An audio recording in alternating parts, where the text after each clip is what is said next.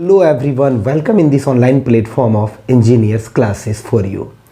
दोस्तों जैसा कि थर्मोडायनेमिक्स का क्वेश्चन सीरीज डिस्कस कर रहे हैं जो कि जेएसएससी का है ना। ऑलरेडी यहाँ पे लिखे हुए जेएसएससी जेई के लिए काफ़ी इंपॉर्टेंट है।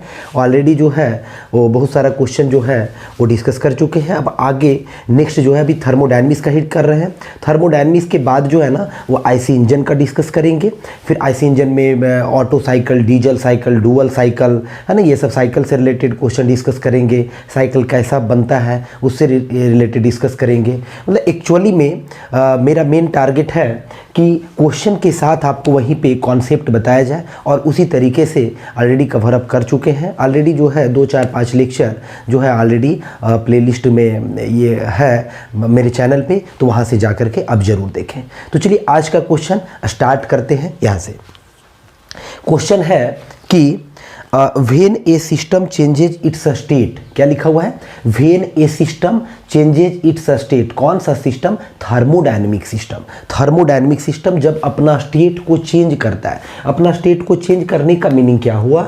स्टेट चेंज करने का मीनिंग हुआ, सपोज कीजिए this is your pressure versus volume graph, है ना। प्रेशर वर्सेस वॉल्यूम है। स्टेट चेंज करने का मतलब है, सपोज कीजिए इस स्टेट पे है कोई सिस्टम, अभी इस स्टेट पे कहने का मतलब क्या हुआ? इस स्टेट का मतलब V1 वॉल्यूम और P1 पे है। सपोज कीजिए यहाँ पे आ गया, इस तरीके से स्टेट अपना चेंज V2 वॉल्यूम हो गया और प्रेशर क्या हो गया?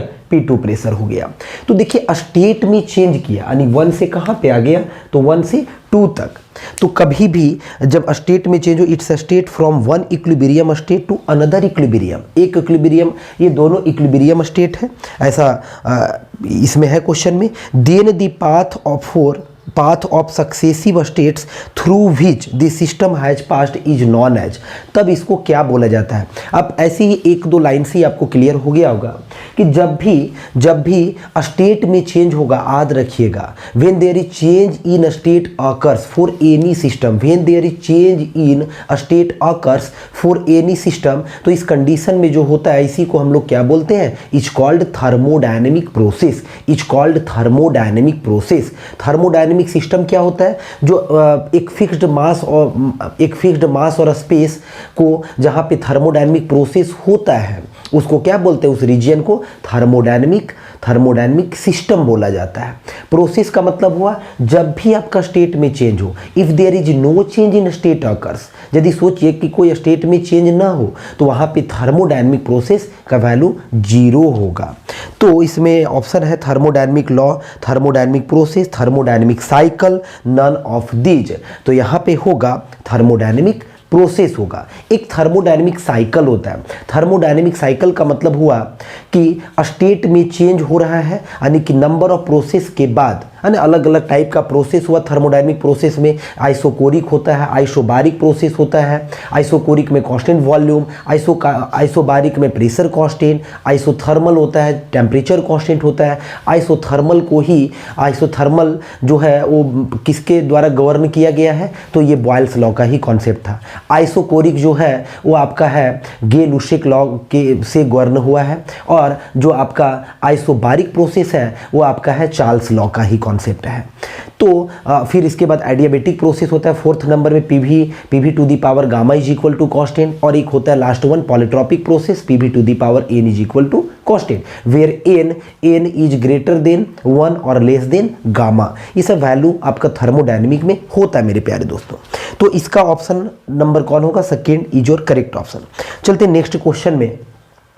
The processes occurring in open system, किसमें? Open system. Which type of system? Open, क्योंकि सिस्टम ओपन होता है, क्लोज होता है, आइसोलेटेड होता है।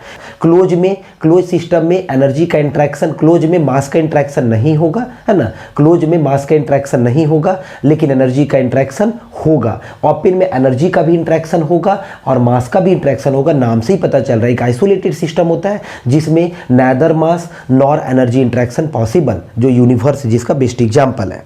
तो यहाँ पे लिखा है the processes occurring in open system which permits the transfer of mass to and fro the system are known as। इस तरह का जब भी हो रहा है कि मास का ट्रांसफर हो रहा है, एक ओपन सिस्टम है, तो इसको क्या बोलेंगे? फ्लो प्रोसेसेस बोलेंगे। फ्लो मतलब क्या होता है? फ्लो करना। नॉन फ्लो बोलेंगे। नॉन फ्लो हम क्लोज्ड सिस्टम को बोल सकते हैं जिसमें मास का इंटरेक्शन नहीं होता है। और एडियाबेटिक प्रोसेस बोलेंगे, बिल्कुल भी नहीं। एडियाबेटिक उसी को बोला जाएगा जिसमें एनर्जी का इंटरेक्शन ना हो, यानी change in heat is equal to zero, none of this. तो इसका करेक्ट आंसर होगा फ्लो प्रोसेस होगा। ओपन सिस्टम है मतलब मास का फ्लो होगा, यानी कि फ्लो प्रोसेसेस, यानी option number A. Next question में है, देखिए नेक्स्ट क्वेश्चन किस तरीके से है।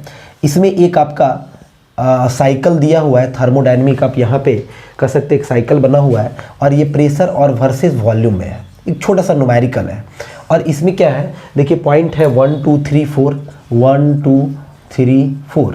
एक बार प्रोसेस जो हो रहा है वो 1 2 3 से हो रहा है, एक बार आपका 1 4 3 से, यानी कि फाइनल जो है स्टेट, फाइनल स्टेट का बात करें, फाइनल और इनिशियल एक ही जगह पे थर्मोडायनेमिक साइकिल हो गया। 1 से 1 2 3 और 4, 1 से 2 आए, 2 से 3 और फिर 3 से 1, फर्दर उसी पॉइंट पे। इसमें फिर से देखिए 1 से 4, 4 से 3 और फिर 3 से 1। तो इस कंडीशन में दिया हुआ है क्वेश्चन में ही कि 1 2 3 जो आपको डायग्राम में दिख रहा है, तो 1 2 3 से आपका जो हुआ है एब्जॉर्ब किया हीट 100 किलो जूल का, और ये एक वर्क किया है 60 किलो जूल का। अब जानते थर्मोडायनेमिक का फर्स्ट लॉ से कि dq इज इक्वल टू जो होता है वो होता है du प्लस डी डब्ल्यू। ठीक है, तो dq का वैल्यू जो है वो आपको दिया हुआ है कि dq का वैल्यू कितना है, 100 किलो जूल है। जब आपका 1 2 3 पास से हो रहा है, du का वैल्यू और प्लस dw का वैल्यू कितना है, dw का वैल्यू 60 है। यहाँ से यदि आपसे पूछे चेंज इन इंटरनल एनर्जी कितना हुआ, तो आप बोलेंगे 40 किलो जूल का हुआ चेंज इन इंटरनल एनर्जी। कब, during the process from 1 to 2, 2 to 3 और 3 से 1। तो चेंज इन इंटरनल एनर्जी कितना हुआ, सिस्टम का change in internal energy 40 kilo joule हुआ।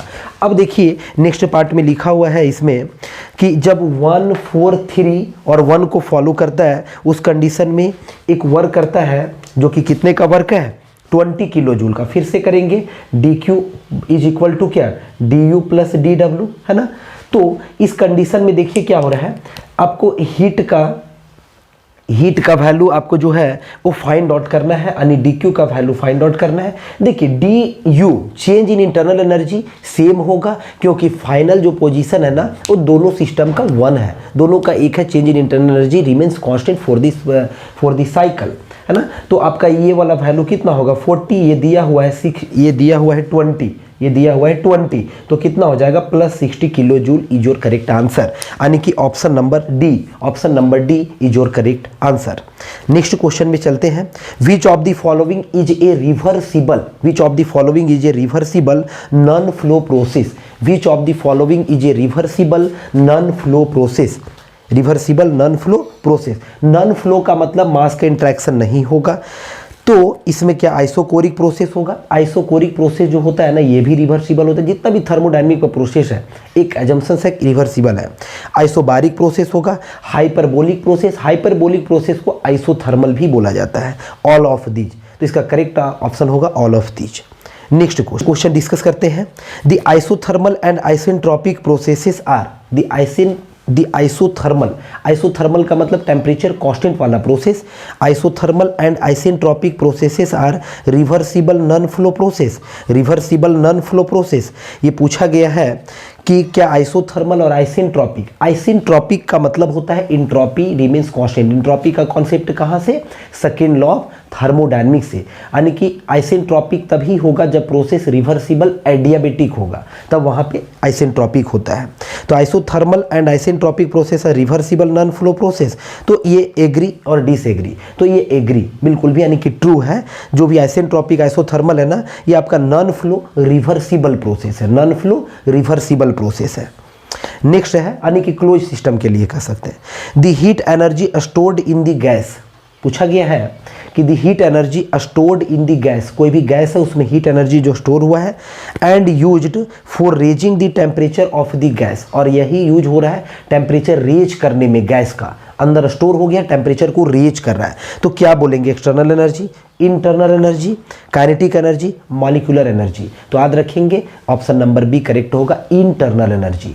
जो भी अंदर स्टोर एनर्जी होता है सिस्टम में उसी को इंटरनल एनर्जी बोलते हैं। ड्यू टू इंटरनल एनर्जी, यानी change in internal energy directly proportional होता है आपका चेंज इन टेम्परेचर। जब आपका टेम्परेचर में चेंजेज होगा तो इंटरनल एनर्जी में भी चेंजेज होगा। टेम्परेचर इंक्रीज होगा तो इंटरनल एनर्जी क्या होगा, इंक्रीज होगा। तो यहाँ पे करेक्ट ऑप्शन होगा और करेक्ट आंसर होगा ऑप्शन नंबर बी। नेक्स्ट है when a gas is heated, when a gas is heated change takes place in. जब भी किसी गैस को आप हीट करेंगे तो क्या चेंज होगा, प्रेशर चेंज होगा, वॉल्यूम चेंज होगा, टेम्परेचर चेंज होगा, ऑल ऑफ दीज, ये सारा चेंजेज होगा। चेंज के बारे में लिखा है तो आप याद रखेंगे इसका जो ऑप्शन होगा वो all of these is your correct option. क्योंकि जब भी गैस को हीट करेंगे ना तो टेम्परेचर बढ़ेगा। टेम्परेचर डायरेक्टली प्रोपोर्शनल किसका होता है, प्रेशर का। प्रेशर भी बढ़ेगा गैस का और साथ ही साथ वॉल्यूम में भी चेंजेज आएगा, यानी कि ऑल ऑफ दीज होगा। यहाँ पे वॉल्यूम और प्रेशर इनवर्स रिलेशन का होता है। नेक्स्ट क्वेश्चन है, नेक्स्ट क्वेश्चन कि when a gas is heated at constant volume, जब एक गैस को कांस्टेंट वॉल्यूम पर हीट करते हैं तो क्या होता है, its temperature will increases.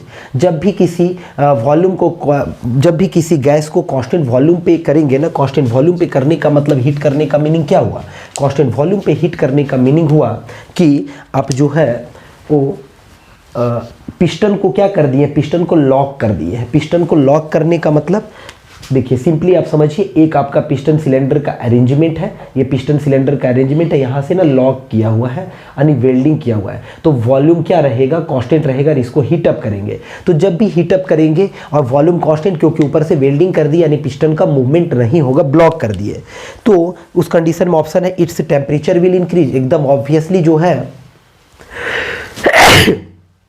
So sorry, obviously इस कंडीशन में जो होगा वो टेम्परेचर क्या करेगा, इंक्रीज करेगा। तो टेम्परेचर इंक्रीज होगा, एकदम करेक्ट होगा number one. It's pressure will increase, pressure temperature directly proportional होता है तो इसका प्रेशर भी क्या करेगा, इंक्रीज करेगा। ऑप्शन नंबर बी भी क्या है इसका करेक्ट है। जब भी किसी गैस को हीट करेंगे कांस्टेंट वॉल्यूम पे, both temperature and pressure will increase, C option ही, यानी कि प्रेशर टेम्परेचर दोनों सही है, दोनों इंक्रीज करेगा। नाइदर टेम्परेचर नॉर, नहीं, डी ऑप्शन नहीं, यानी सी ऑप्शन जो होगा इसका करेक्ट ऑप्शन होगा सी वाला, both temperature and pressure will increase. Next question discuss करते हैं, when a gas is heated at constant pressure, जब किसी गैस को अब जो है ना वो कांस्टेंट प्रेशर पे हीटअप करते हैं। कांस्टेंट प्रेशर का मतलब अब देखिए, अब ये जो वेल्डिंग किए थे ना अब इसको हटा दीजिए। कांस्टेंट प्रेशर का मतलब होगा कि ये जो है ये पिस्टन मूव करेगा ऊपर में, यानी कि प्रेशर बराबर अब इसमें क्या है, कांस्टेंट। अलग बात है ये बहुत ही स्लोली मूव करेगा, है ना, बहुत स्लोली मूव करेगा, पर मूव करेगा, वेल्डिंग नहीं किया हुआ रहेगा। तो इस कंडीशन में its temperature will increase, its volume will increase, both temperature and volume will increase. देखिए ऐसे भी प्रेशर जब कांस्टेंट हो गया तो आप आइडियल गैस लगाएंगे तो P V is equal to क्या होता है, एम आर टी। यहाँ भी समझ सकते हैं आप, प्रेशर कांस्टेंट हो गया तो वॉल्यूम डायरेक्टली प्रोपोर्शनल क्या होगा, टेम्परेचर होगा, जो कि चार्ल्स लॉ भी बोलता है। तो वॉल्यूम भी इंक्रीज करेगा और टेम्परेचर भी इंक्रीज करेगा, मतलब इसका भी ऑप्शन सी करेक्ट होगा, both temperature and volume will increase, both temperature and volume will increase. चलिए तो अब यहाँ तक कुछ क्वेश्चन डिस्कस किए हैं। अब नेक्स्ट लेक्चर में जो है और भी क्वेश्चन इसके आगे के सीरीज को ऐसे आगे बढ़ाएंगे और भी क्वेश्चन फर्दर डिस्कस करेंगे हम लोग थर्मोडायनेमिक का। थर्मोडायनेमिक कंप्लीट होगा। थर्मोडायनेमिक में जितना भी क्वेश्चन डिस्कस करेंगे एकदम गारंटी होगा कि आप उतना क्वेश्चन को आप करके जाएंगे। आपको JSSC जेई से रिलेटेड या फिर कोई भी जूनियर इंजीनियरिंग कॉम्पिटिशन का एग्जाम में ये क्रैश कोर्स क्रैश मोड में जो भी हम चल रहे हैं ये काफ़ी बेनिफिशियल होगा। मिलते हैं नेक्स्ट लेक्चर में। आपको यदि अच्छा लगा होगा तो आप ज़रूर बिल्कुल भी शेयर कर दें दोस्तों के साथ, क्योंकि ताकि आपका दोस्त लोग भी कुछ बेनिफिट्स ले सकें। So thank you for watching.